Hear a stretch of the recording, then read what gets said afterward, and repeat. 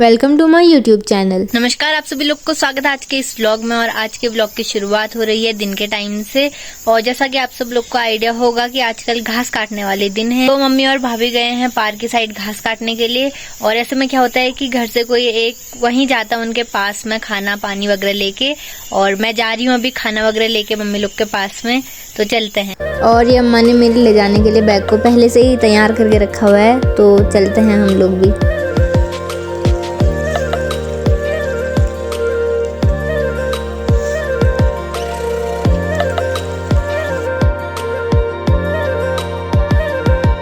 तो हम खेत में पहुंच चुके हैं और मम्मी और भाभी अपने काम में ही बिजी हैं। यहाँ हम लोग देख सकते हैं कि इनने बहुत सारी घास काट के रखी हुई है, इधर सब फैलाई है।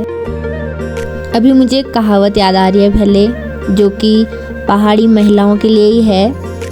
और वो क्या है कि असौच का घाम और असौच का काम आसान नहीं होता। इसका मतलब मैं बताती हूँ। इस महीने में जो धूप होती है वो भी एकदम कड़क होती है और काम भी बहुत सारा होता है। तो जो पहाड़ की महिलाएं होती हैं, जैसे मम्मी लोग, सुबह से आ गए, सुबह से घास काटने में हैं और मतलब रेस्ट बिल्कुल ज़ीरो होता है। सुबह से काम ही करो, फिर घर आके वापस फिर काम ही करो।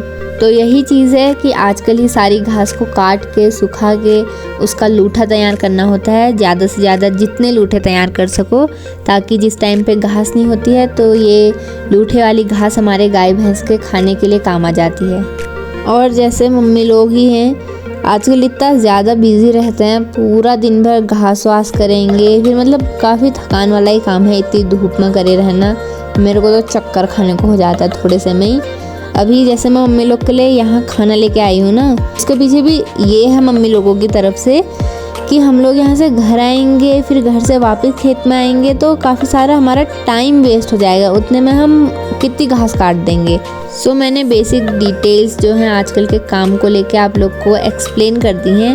और यहाँ पर खाना खाने की तैयारी भी हो चुकी है, तो इन्हें आराम से खाना खाने देते हैं और हम लोग बढ़ते हैं आगे की ओर। ये देखो यहाँ पर क्या है, अखरोट, वो भी अभी अभी झड़ा रखे हैं, पेड़ से इकट्ठा कर रखे हैं। तो खाना हो चुका है और मम्मी सामान पैक कर रही हैं, साथ ही भाभी मेरे ले जाने के लिए घास। हालांकि मैंने घास ले जाने के लिए मना कर दिया था, पर फिर मम्मी लोग ने बोला तो हाँ, मैंने कहा कि 4 मूठे रख दो, फिर ज़्यादा तो मैं ले जाऊंगी नहीं, क्योंकि मेरी बस की भी नहीं है। चढ़ाई मेरे से चढ़ी नहीं जाती है और सांस भी नहीं आती है मुझे, ऊपर से इतनी तेज़ गर्मी। तो रेडी हो चुकी है मेरे ले जाने के लिए घास।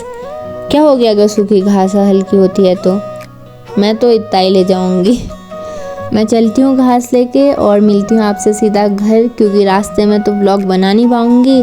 और भाभी और मम्मी लोग आएंगे आराम से शाम को, चाय वाय पी के, अखरोटों को बांध के अच्छे से पैक करके लाएंगे और साथ ही अपनी घास की ड्यूटी भी पूरी करके आएंगे।